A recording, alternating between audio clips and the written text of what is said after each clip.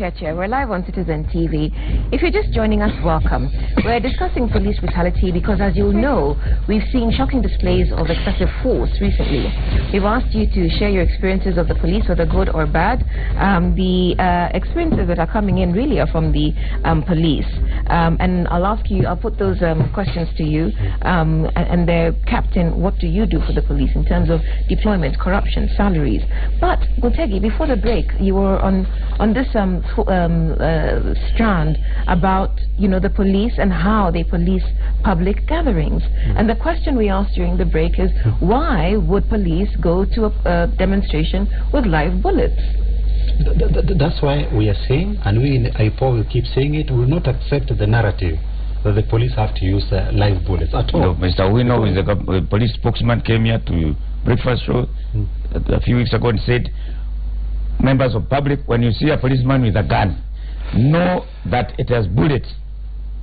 That's regrettable, highly regrettable, coming from a senior police officer. And that's why we are saying that from where we sit in IPOA, the tone in terms of professionalism with the National Police Service has to be set from the top. When senior police officers are encouraging their juniors and telling them that you have to use the guns, you have to use the bullets, you have to use... That's not... I don't think he is saying that they'll use, but he's saying, and which I would sympathize with that position, the public needs to have fear of a bullet and a gun as a deterrent. Not necessarily because the policeman carrying it is going to use it on you, but you need to know that this is to deter you from doing certain things.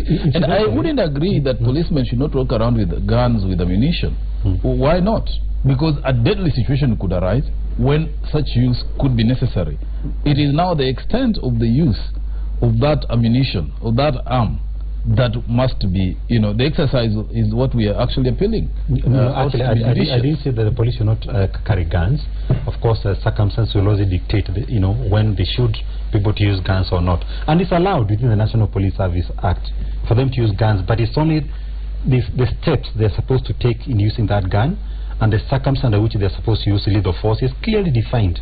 And even the courts have interpreted those provisions very clearly, and the police should be able to understand that. But what I'm saying is that, incidentally, you don't use guns and violence as police service to deter crime. That has never worked. In fact, if you look at, incidentally, you see why I keep saying that we have to look at other jurisdictions. They also used to be violent in terms of how they were doing the policing, but they had to realize that for you to be able to rein in on crime, you need the public itself, the public engagement. You need their confidence. You need to police with them, and you need their consent. Okay. So that's the way of dealing with crime. I'll come to you now, because on balance, listening to you speak over the course of this conversation, it sounds to me as if IPOA does not necessarily have a good relationship with the National Police Service. Is that an unfair characterization? No, actually we have a very good relationship. Okay.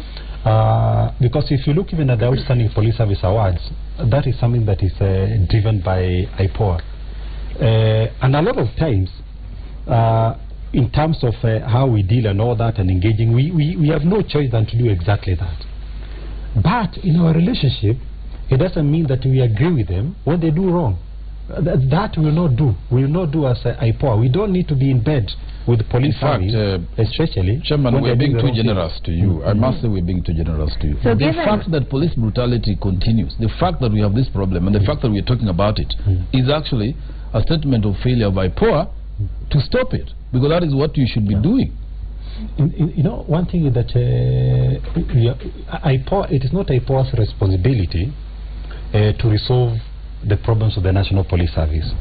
That was never the intention of the law, and it's just not doable, because you must remember that there are many players within the National Police Service sector. There's the Ministry of Interior, which is supposed to drive the matters of policy. No, there's the National... But when I don't agree with it, because you see, the existence of IPOA is supposed to be a deterrent to wrong police action, excessive police action. And you have a mandate to investigate police misconduct. Yes. And so, as David says, if you've been investigating and holding police officers to account, we shouldn't be seeing the same sort of police service that we had 10 years ago during the run-up to the elections, or even 20 years ago. Incidentally, let me answer that question using statistics, because statistics don't lie. As we speak now, we've been able to conclude 257 investigations, which is no mean task. Investigating 257 cases of police brutality is no mean task. He'll tell you, because he has been longer also in that realm. And what's been the outcome of those investigations? Now, out of those investigations, we've been able to forward 55 files to the Office of the Director of Public Prosecutions. 55 files, of which again have to be analyzed by the ODPP, etc., etc. Out of those 55 files, the ODPP has been able to return to us 32 files where he has said, prosecute these police officers. Out of the 32 files, there are already 23 police officers who are in court, charged with precisely the same kind of offenses that we are talking about here. The other 18 are under process, etc., etc. No, it's not a joke. Over what period of time, Chairman? Those numbers you are quoting are over 5 years or 1 year? No, not over 5. We've not been in existence for... How long? In fact, we are now on the 4th year. Yes. We are now on the 4th year. So that is over a period of 3 years. Yeah, and remember, during a lot of that time, it was setting up... Remember that IPOA did not exist in the Republic of Kenya. True. It had to be set up first. We have to get investigators, we have to train them, we have to do all that, of which the people who deal with us on daily basis are fully aware. I'm afraid that if you are... No, come in, Mr. But I mentioned that, you see, IPOA has been a very good partner of ours, because before they were established, we didn't have a serious department in government that is handling our complaints or public complaints that we forward. It was very difficult. We used to forward this to the police.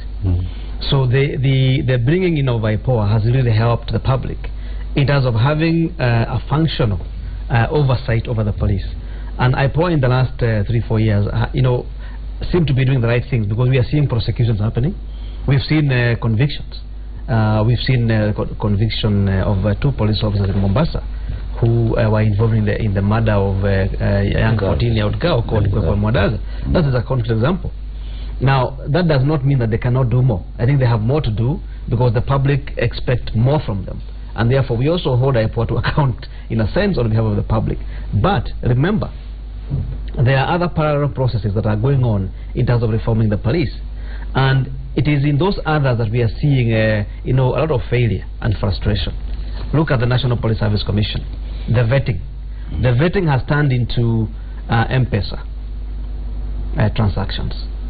We haven't seen officers dismissed or let go from the service on account of human rights violations, on account of misuse of firearms. We are not seeing that. And that's why we are very, very frustrated with the ongoing vetting process. That was supposed to do what we call the transformation of the police, where IPOA continues to handle the day-to-day violations by the police. We were supposed to have a transition of vetting of the police, in terms of weeding out all those unsuitable elements from the police service, and then affirming those officers who are doing well in the service, and ensuring that they take the right positions in the service to lead reforms. But Kema, if I may just point out in that particular respect, whom would you blame for the failure of the vetting? Because if there is no evidence adduced or brought forward about these officers, all these things you're saying, what do you expect the vetting officers to do? I'll tell you, in the beginning, we went around, as civil society, 10 organizations, we came together, we went to over 20 counties, meeting police officers, the public and other stakeholders, explaining the need for vetting. And out of that, we got so many submissions on telephone, on email, and people came to our office, or the offices of other NGOs. We submitted over 50 files. In the first round of vetting, the first 2,000 officers, we didn't see any officer being held to account, including concrete cases of officers involved in murder. We didn't see any of them. What we were being told is that we did not meet the threshold of evidence, as if it was a criminal prosecution. The vetting process is within, basically within, balance of probability, not beyond reasonable doubt. And therefore, we expected that anybody who had a submission around human rights violations should have been asked to step aside or be dismissed from the service. What we are seeing now is a situation that actually calls for a public inquiry into the entire vetting process, including the conduct of the commissioners, the conduct of the staff of the National Police Service Commission. We need a public inquiry into what went wrong with this vetting process, because something has seriously gone wrong. If vetting had gone on as anticipated before in terms of transforming the service, IPOA would be having an easier job. On the other hand, there's a whole question about, are the police officers reporting the use of firearms, the injuries that occur when they encounter the public, the deaths that occur? How many of those deaths? For example, in the last 4 months of this year, the first 4 months of this year, we have documented 64 deaths from police encounters with the public. How many of those 64 in the last just 4 months have been reported to IPOA? Yet it's mandatory for the police to report on every death, on every serious injury to IPOA. How many are being reported? That's also a difficulty. So there are other players that are supposed to come in to ensure that oversight over the police is successful. Okay, I'm told that we have the police spokesperson standing by on the phone. He's been watching the discussion and would like to respond. Sir, are you with us? Yes, I'm with you. Okay, please go ahead. This touches on your work. It's okay. Good morning, ladies and gentlemen. I'm Charles Owino, the Kenya Police spokesperson. I would have wished to make a few clarifications on our comments. First of all, I have a lot of respect for IPOA, and I think today one important thing that the chair ought to tell you, how far he has gone with investigations on areas where people died and we have been accused of using excessive force. Because as an independent oversight authority, they have a big role to ensure that we work within the regulations. And we would also want to know what is this fairly or not fairly. But the clarification I would like to say that it is important to note on how we work. I've heard him say it is regrettable on what I said, but I want to put, I'm a very professional officer. And I explained clearly to Kenyans, we don't need to lie to Kenyans, that a riot situation, we always have what we call a riot party, which has 32 people. 4 of them are called armed party. You cannot go to a riot without live bullets. It does not mean that we use them. We have procedures.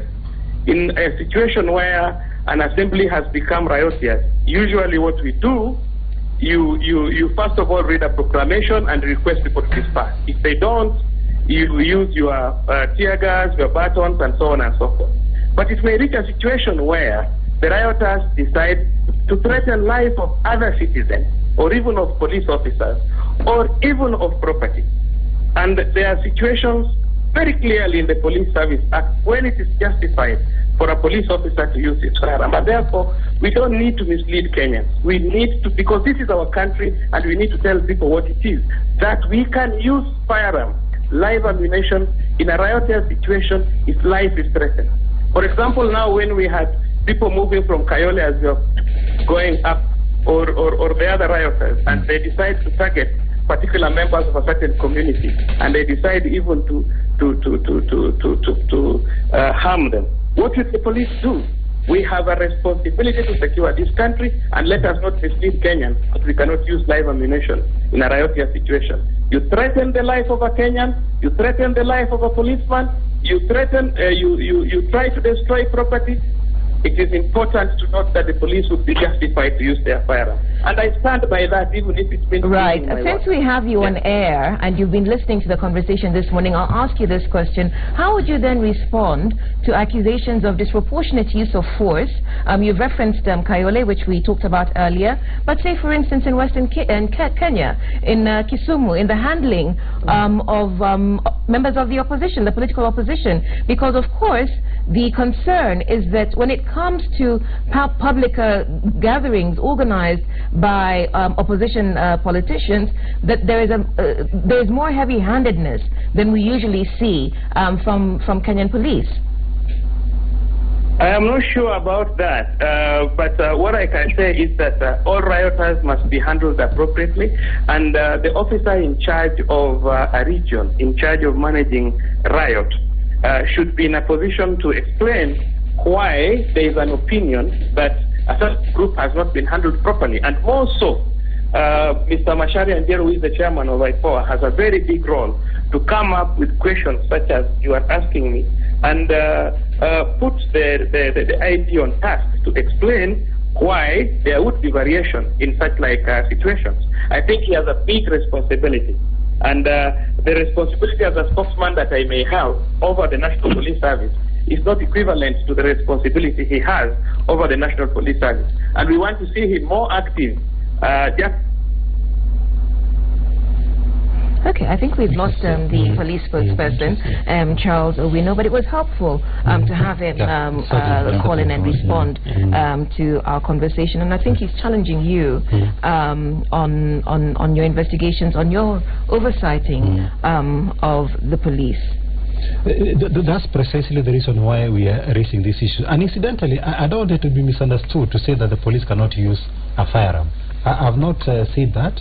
I don't even have legal powers to say that anyway, because the National Police Service Act allows them to use a firearm. That there's no dispute. It is only the circumstances under which they use the firearm and the proportionate force that they use in response to any given situation. That's why we are saying that there is no doubt whatsoever that there has been disproportionate use of force. Like now, for instance, the character, that police officer who, regardless of what Manono might have done, let's even assume he was accused of being... This was a man lying on the ground. This was a man lying on the ground. How do you justify, continue stepping on him like an animal? There's no excuse. Again, even when you're using the bullets, why must it be live bullets? Why can't you use, remember... Because it's a riotous act, is what it's riotous, but remember that the person you are responding to do not have guns. It will be different if you are dealing with a riotous public that has guns. Obviously, if they are challenging the police, but they have other weapons, and we've seen those weapons. We've seen people being manhandled, being robbed, being threatening the life. That's what I'm saying. That's what I'm saying. That this is not unique to Kenya. This is not to excuse the members of the public. I agree, they behaved badly. We're on our time, I'm told. But it's all about policing the police. So, in the case of Manono, which you have just cited yourself, what have you done as IPOA? Incidentally, there are files that are being processed now. I'll not talk about them because, again, we don't want to start discussing details of investigations. You can rest assured that IPOA will not just talk. We'll tell you, because we deal with the civil society a lot. IPOA is not complacent in its work. Okay, fine, all right, you've made the point. You can rest assured that is being handled. You'll see action. There is also investigators who have been in Kisumu, Migori, and all those other places for the last 2 to 3 weeks. Other statutory bodies have been complaining about capacity. Are you properly capacitated? Let me tell you. Just a quick yes or no, because it's not a yes or no question. The problem is that unless the other actors in the National Police Service, including the National Police Service itself, do their work to make sure they become professional, we can't be dealing with thousands and thousands. Like now we have over 6,000 complaints. How do you investigate 6,000 complaints? And the reason why you have 6,000 complaints, because the other players, the National Police Service, over 6,000, not even 6,000. And you have officers around the country? We have Nairobi, but now we've been given money by Parliament to move to Kisumu and Mombasa and Garissa, which we'll be able to do in the next 6 months. So what I'm saying, the National Police Service has to be professional itself, starting with their leaders. The National Police Service Commission has to be professional, and also the Ministry of Interior must be able to drive the right message and policies, not issuing unlawful orders that lead to the police service becoming unprofessional. Okay, I'll take that as your final comment, Mr. Njeru, because you've spoken quite a bit. And I'll give you the option to give us your final thoughts. But respond to this, because we're talking about policing the police within the context of an approaching election. And we already see escalating political tensions. What should we be seeing? In terms of moving forward with the police reforms, and especially policing, public order policing, in the context of electoral governance, we do need to see a clearer policy that is not only within the police but also communicated to the public about the expectation of the police on the public and the expectation of the public on the police. That needs to be very clear. And the police have no choice but to build their confidence among citizens regardless of the political divide. The citizens on the side of the opposition have to see the police as their own police who can provide public safety and security, just as those citizens who support the current government. That one they have no choice but to do. Finally, for me, is basically to say that there are so many people, so many organizations that are willing, including international actors and local actors, that are willing to support the national police to turn into a service. I would like the police service to welcome all of us, because we are talking about policing, not the police, to welcome us to that space for us to move forward as one country. And to say that reforms in the police will only happen if driven from within. The key actor in police reforms is the police themselves, as Macharia has said. For us, it's just to support and to encourage and to provide the capacity that we can be able to provide. It is the leadership of the National Police Service that will drive the change in the service itself, including my friend Owino as a spokesperson, in terms of also the messaging with regard to the reforms that are required and the conduct of police officers. Okay, so that's all we have time for this morning. Our time is up. I'll thank our guests for their thoughts on Cheche this morning. Macharia Njeru, the chairman of the Independent Policing Oversight Authority, IPOA, and Peter Kiama, the executive director of the Independent Medical Legal Unit, IMLU. Our thanks also to our panelists, Mutegi Njau and David Makali. My name is Uraka Mimo. Thank you for watching Cheche. We'll see you next week.